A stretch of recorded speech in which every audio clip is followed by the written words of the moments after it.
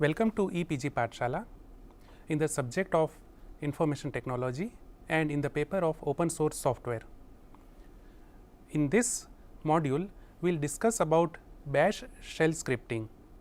This is the third module of shell scripting, in which we will discuss some advanced shell scripts that uses files and that uses arrays. So, our learning objectives for this module are, we will discuss few basic output techniques through which we can build a beautiful shell program. Then we will focus on discussing debugging of shell scripts, how to debug shell scripts, how to redirect the output of shell program into the /db/null file. So, when we do not want intermediate output, how do we discard those output formats, and we will also discuss how to read files. There are nearly 25 techniques of reading files, and we will discuss 4 techniques, and finally, we will discuss how to use arrays within shell programs. So, friends, let us begin with the outputting of shell scripting. We have already discussed echo command in the previous few modules. Now, this echo command, it can be used to display any string to the output terminal. For instance, when we say echo hello world, then hello world will be displayed to the output terminal. Echo has more capabilities. Say for instance, if we want to display in particular color, in particular bold or underline format, then echo does support all these formats. Apart from echo, there is another command, tput command.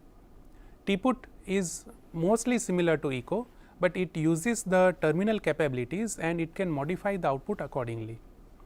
So, let us see how we can use echo command, and followed by we will see how to use tput command. Let us see sample options that are available with echo command. The first option is -n. -n will allow not to print the trailing new line. Then there is -e option. So, whenever we want to use all these options with echo, that is /b /, then we have to use -e to enable those / escapes. Then there is /b, which is for backspace. / is again an escape sequence for /. If we want / within our output, we use / 2 times. Then if we want new line, we will be using /n carriage return, that is enter can be used by /r. /t is for horizontal tab, and /v it is for vertical tab.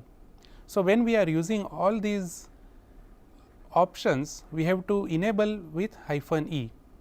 So, there will be a combination. When we use all these, then we have to use -e along with it. Let us see a program. In this program, we are printing a simple line or a string, that is a quick brown fox jumps over the lazy dog. In this program, first thing you have to notice, we are using -e to enable the output options. Then we have used /b thrice over here. So, it is backspace. So, the output will omit or it will skip these 3 characters O, W, N. You can see in the output instead of brown, it is showing BR, because there are 3 backspaces over here. Then the another option is /t, it is for tab. I am placing 2 tabs between jumps and over. So, the output will display the tab space over here, and finally, /n is applied between lazy and dog. So, this is a new line character, and that is why the dog word is not printed over here, it goes to the next line. A new line is placed in between these 2. So, this is an example how we can use /b, /t and /n along with the echo. I am repeating that when we are using all these options, we have to enable them by specifying the -e option. Let us see another program. In this program, we are using few other escape sequences that are meant for colors, for making the font bold, underline and reverse mode. So, this is a shell program. I am specifying the path using path variable. The default option, that is no formatting, is given by this particular escape sequence. Then if I want the output in red color, green color, yellow color and so on, I am specifying these sequences in variable. I am storing them in a variable, that is none, red, green, these are all variables, and within my script I can use variables in this form $red, $none and so on. So, this is the line which will display the output. Again you can see echo -e is applied to enable these options, and when the output of the string will be displayed, it will act according to the options I have selected. So, some part will be in red, some part will be in green, there will be bold text, underline, and finally, the text will be in reverse mode. When I say reverse mode, it means instead of white background, the background will become black, and if the font is black, it will become white. So, whatever is the configuration of your terminal, the output will be in reverse mode. Usually, when we are doing programming, if we want to display some emphasized text, warning messages, alerts, then generally we display using the reverse mode. So, in shell programming, we can display various colors, we can underline text, as well as we can also display in reverse mode, and we can build a very good interface for the end user while we are writing the programs. Now, let us move on to another command, that is tput command. As I said, tput command is used according to the terminal capabilities. Some part of tput is similar to echo. So, whatever we can do with echo, similar things can also be done with tput command. Apart from this, tput will also help us to place our cursor at a particular screen position. So, let us see how tput command can be used. As you can see, the screen shows different options. Tput clear can be used to clear the screen. So, these options will go along with the tput keyword. When we type tput command on our terminal, it will be tput space clear. If we want to place our cursor on a particular row and column, we can use tput cup rc. Cup command will place the cursor at a particular row position and particular column position. If we want our fonts to be bold, we can use tput bold, and after tput bold, whatever we display will be in the bold font. We can display the reverse video mode using REV. We can display underline. So, when we are using tput, we can use tput SMUL to start the underline mode, and we can use tput RMUL when we want to end our underline mode.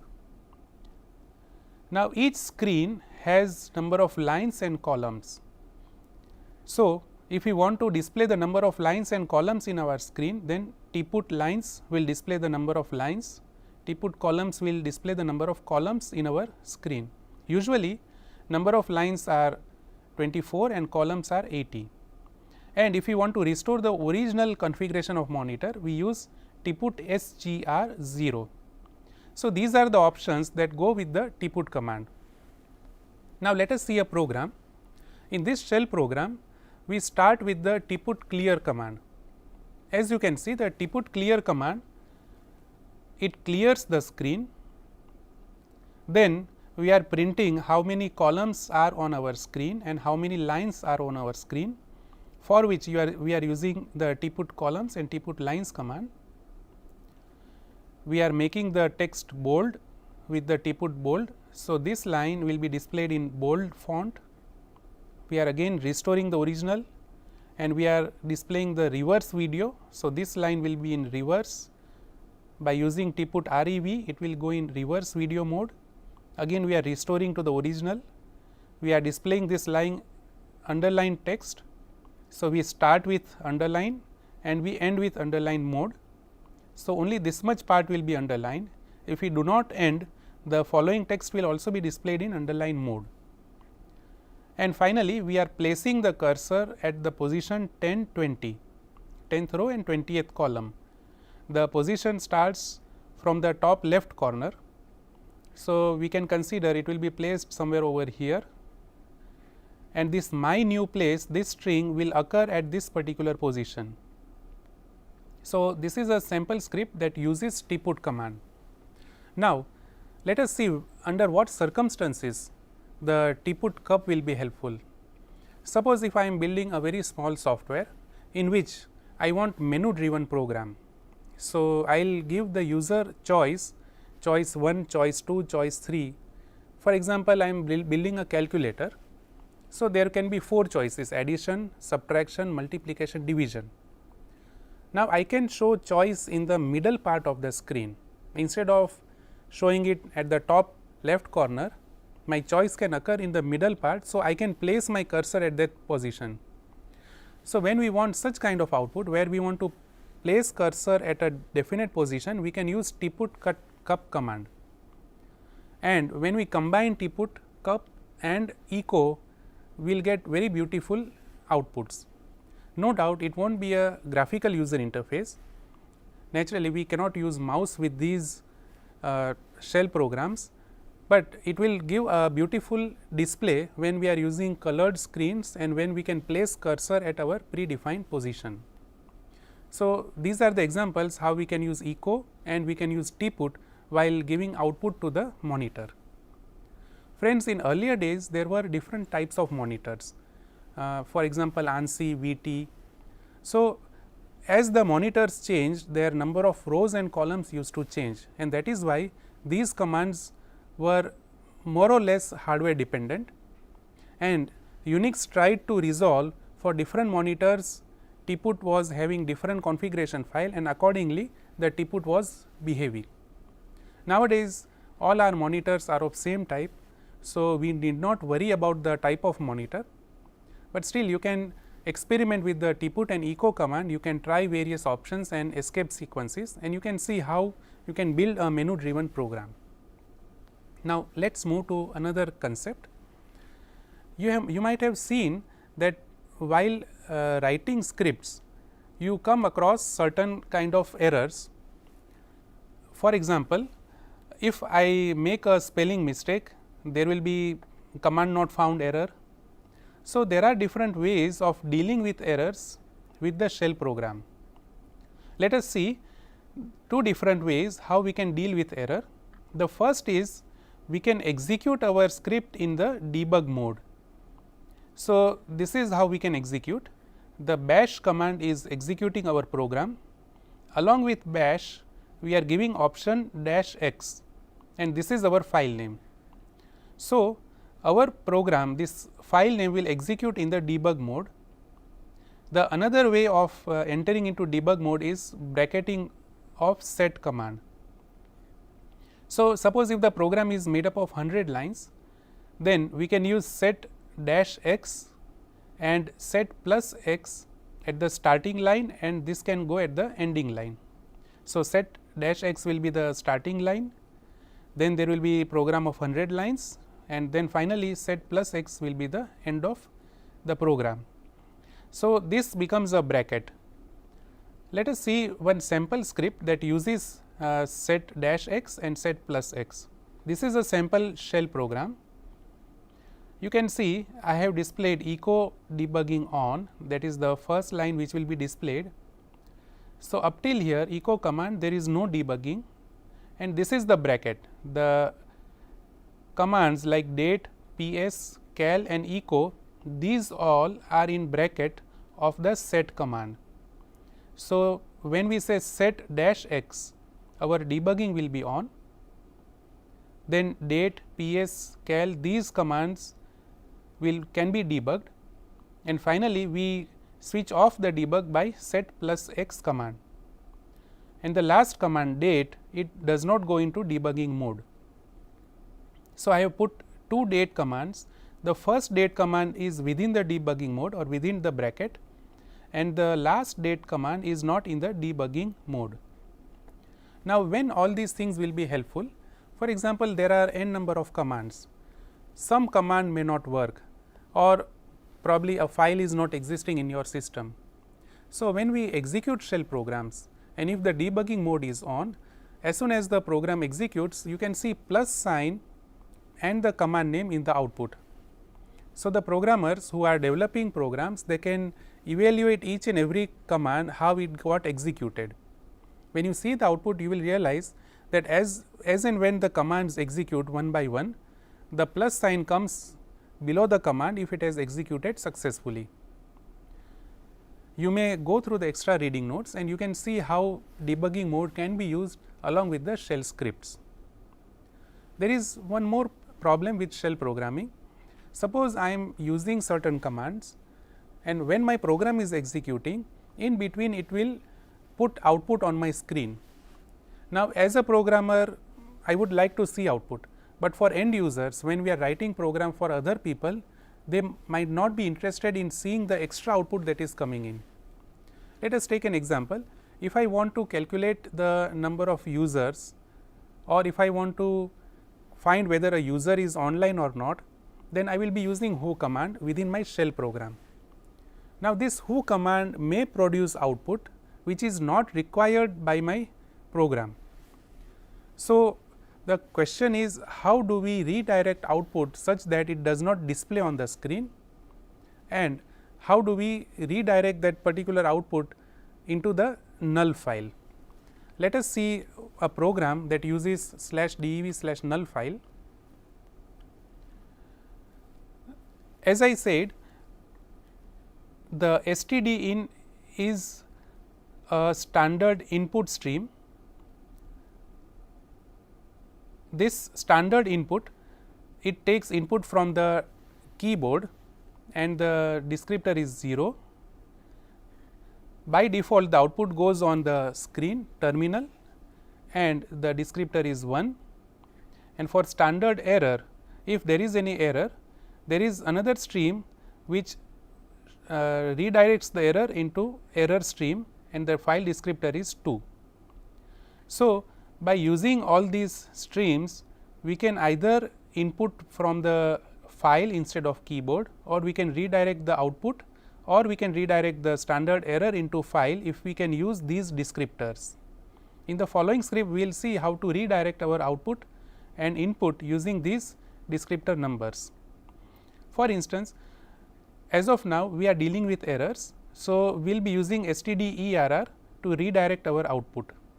Let us see a program. In this program, if I run the program, it has to be like this. This 2 number indicates standard output. So, if something goes wrong with this program, the output will be redirected to the error.txt file. Now, this is one case where when we are running program, the program may not be able to locate a file, or something may go wrong with the program, then it will not show errors. The errors will be redirected to some other file, say for example, error.txt. So, in this program, if we are running the program, it lists all Java files. Now, suppose if Java files are not there, or if some error occurs while running the program, then those errors will not be shown to the user, it will be redirected to the error.txt file, and later on we can display the content of error.txt, or the developer or programmer may evaluate what went wrong when the program executed. So, this is one way when we are redirecting our error messages to some file. Alternatively, we can also redirect our error messages to a file which is kind of bit bucket, or the file /dev/null, it will not store any output. Let us see another case. This is what I discussed. The program name, when it executes, the error goes to the error.txt file. After running the program, the programmer can see the content of error.txt file using this command. In another case, in this program, we are redirecting our output to /dev/null. Now, this may be error or it may be a normal output. So, I am not using the file descriptor 2 over here. If I want to redirect error, I will use 2. if I want to redirect unnecessary output, then I will simply use this /dev/null file. Let us see what this program does, and we will discuss this red color line later on. So, when we execute the program, it asks to enter our friend's name. The overall objective of the program is to check whether our friend has logged in or not. So, if suppose my friend is Akash, then I will enter Akash over here. The friend's name is same as of login name. I am taking interval 0, this is a variable which starts with 0. I am asking how many minutes I want to monitor, means this program will check at periodic intervals whether my friend has logged in or not. So, this program will go in background, it will keep on checking. If I enter say 30 minutes, so my program will run for 30 minutes and it will keep on checking whether the friend has logged in or not. There will be a loop which keeps on checking from the who command whether he has logged in or not. If he has logged in, I will get an appropriate message that so and so friend has logged in, or else the message will be he has not logged in within that stipulated time. So, I am using two variables, one is minute variable. So, if I enter 60 minutes, the program will keep on checking for 60 minutes, and I am using another variable interval variable. Interval initiates with 0. After every 1 minute, I am increasing the interval +1 +1. So, as the loop iterates, the interval goes on increasing and the loop will iterate up to 60 minutes. So, up to 60 minutes I am checking whether Akash has logged in or not. So, let us see in the program what is happening over here. This is the loop, the until loop. So, until our friend has logged in, the loop is going to iterate. Sleep command, this will make our shell program sleep for 60 seconds. By default, it takes seconds into account. So, when we say sleep 60, the shell program is going to sleep for 60 seconds. This we have already studied in the processes module. Then we are increasing the interval. This is something like interval ++, we are incrementing by 1. So, after every 1 minute the interval will increase from 0, it will be 1, 2, 3 and so on. We are again checking if interval is more than minutes, then we display the message that the friend has not logged in, and if nothing happens, then we display this message. So, we are interested in displaying what happens over here until who grep-w $name /dev/null. So, what is happening over here? We are finding the name Akash, what we entered over here. Akash is being searched in the output of who command. Unless we do not get, the loop continues, but you can see who command will list all users. The list will go to the grep command and it will display some output on our screen. So, if the loop is iterating, after every 1 minute it will display some output, and that is how the output will be annoying for normal users. So, what we are doing over here? We are redirecting the output to /dev/null file. This is a special file, we call it kind of trash file, where the output will go and this file remains empty. The null file, it is stored in the /dev directory, and the speciality of null file is it is always empty. In earlier case, we were redirecting output to error.txt, or we can redirect output to some temp file, but when it is not required, we can redirect it into the /dev/null file, which is always empty. So, this is how, if we can discard our intermediate output, the interface will look good for the normal users. Let us move ahead. The next concept is about reading from files. As I said, there are many different ways, there are nearly 25 ways documented how to process files, but as of now we will discuss 4 different ways how to read from file.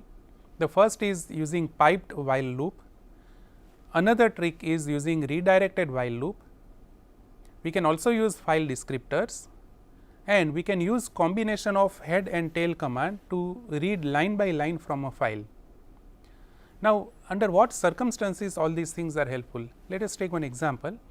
Suppose I am writing a program, a billing program, where I will be billing nearly 50,000 customers. So, imagine the database of 50,000 customers, it is in a single text file. Each customer is given some amount, or each customer has consumed some units. Now, I want to pick up each customer line by line and I want to calculate the bill.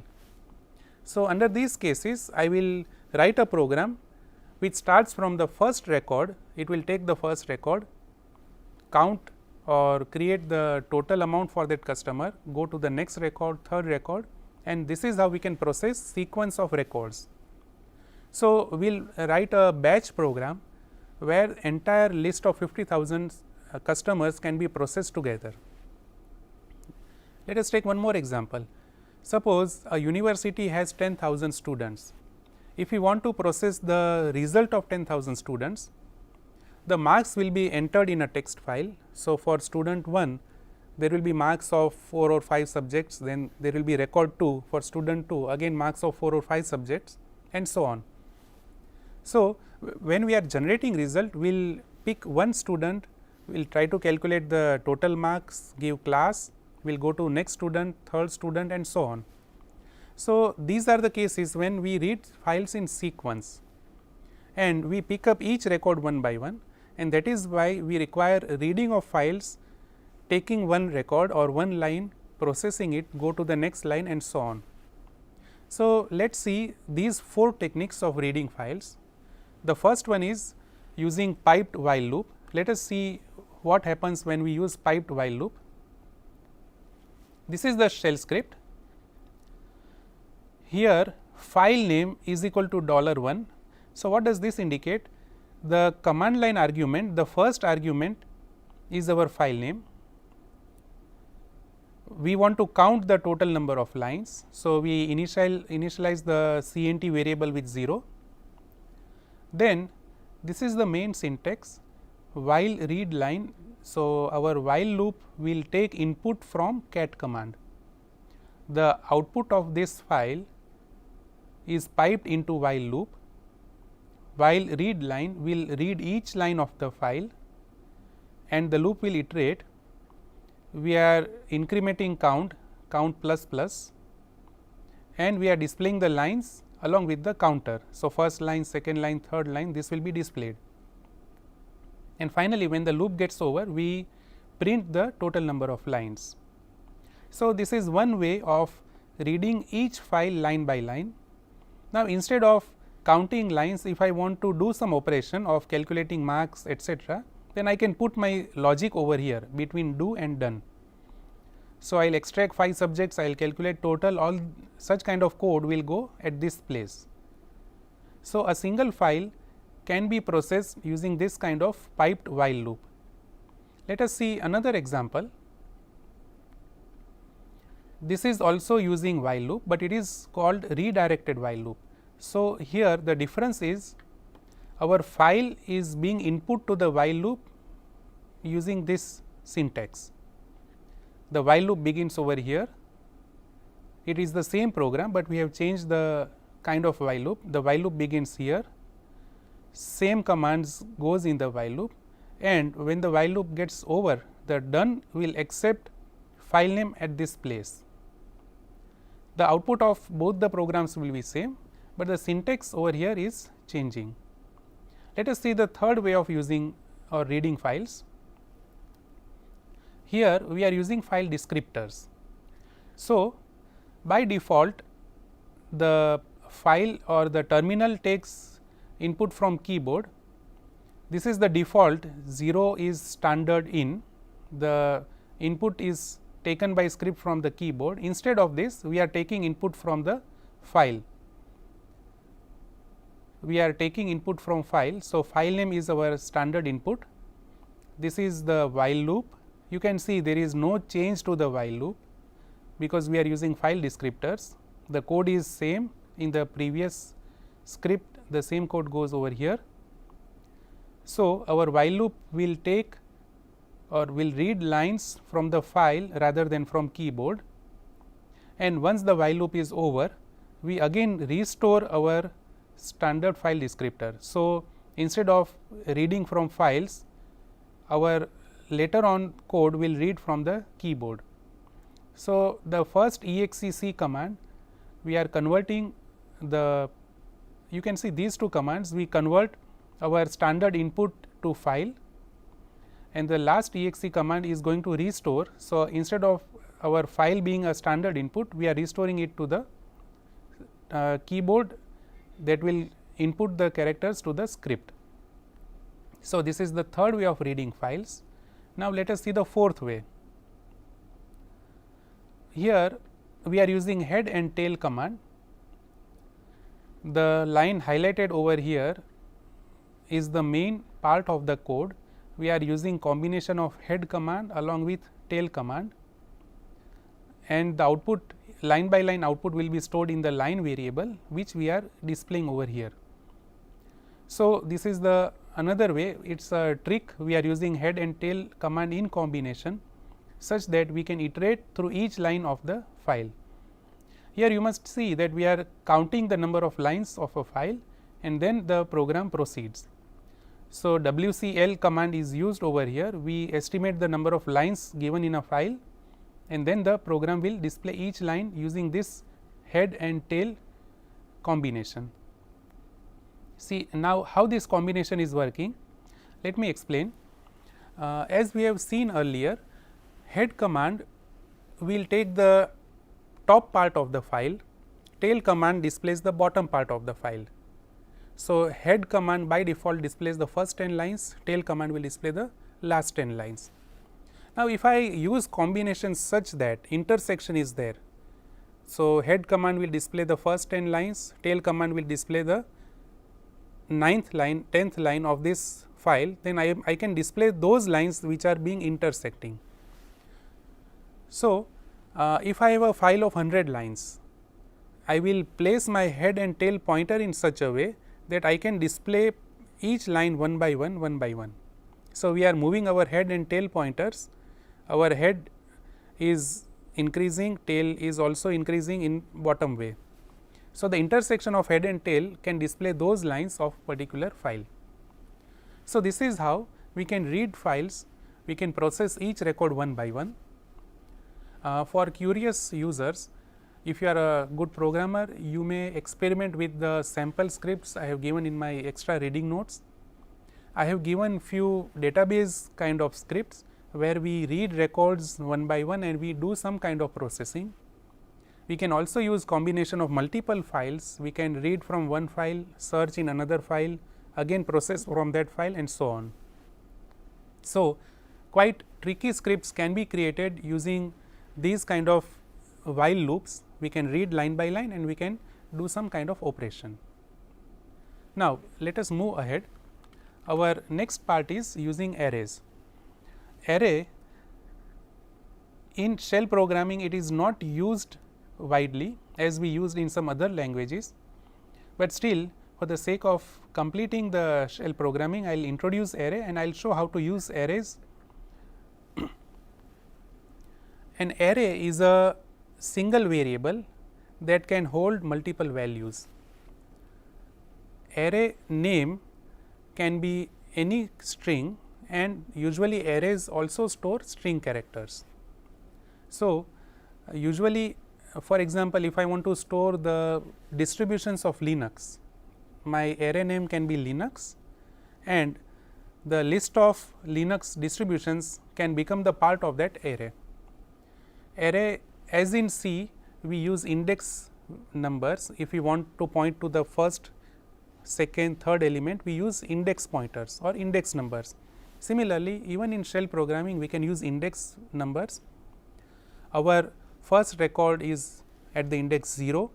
So, our first record starts at index 0 position, index 1, 2, 3, and we can go up to any number. There is no need of capping those arrays. We can start with 0. Let us see an example where I am creating an array of Linux distributions. In this example, you can see the CentOS is the string that is stored in Linux array at first position, index 0. Then another variable index position 1, I am storing Red Hat over here, I am storing Ubuntu at this position, SUSE is in the 4th position. So, index is 3 and Trisquel is in the 5th position and index is 4. So, this is how I can store different strings in a common variable called Linux, and these are the index positions. Now, if I want to display any particular element, it can be like this: echo dollar curly braces Linux 1. So, when I say 1, it will display Red Hat in my output. It displays the element at position 1. So, this is one way of using array. Each string can go in a single variable one by one. Now, at times it becomes mammoth task. If I have an array of say 100 elements, then I can also create it programmatically. There are ways to store multiple strings using a single statement. So, while declaring an array, we can declare in such a way that n number of strings can go into a single variable. Let us see how it can be achieved. So, in this example, I am declaring some array. We use the command declare -a an array name, and these are the elements. So, it can be first element, second element, third element and so on. Here you must note that the comma is not used. Elements are separated by white space characters. So, for an example, I am creating an array of Linux. The members or the elements are CentOS, this is element 1, this is element 2, 3 and 4 and so on. So, in a single line I am creating an array of 4 elements. Let us move ahead. How do we use these elements? Now, if I want to display the whole array, then this is the syntax: echo dollar curly braces, I will provide the array name, and at index location I will provide @ sign. If I want to display the number of elements, then I will use hash. The array name and @ is same, but I will use hash to display the total number of elements or the length of array. If I want to display some element at particular position, say for example, position 2, I will provide that index value over here.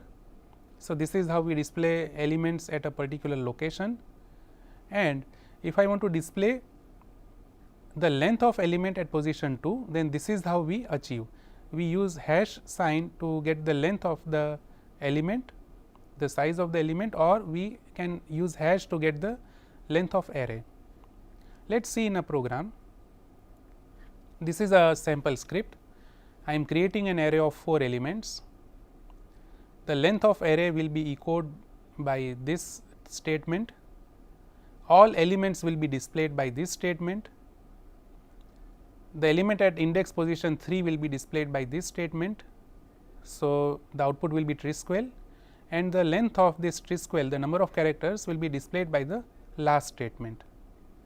So, this is how we can use array within shell programs. So, to summarize, in this module we started with creating of shell script with better format. Then we have seen how to solve errors, how to debug scripts, how to discard the unwanted intermediate output using the /dv/null file. We went through 4 different ways of reading from files line by line, and finally, I have shown how to use arrays within the shell program.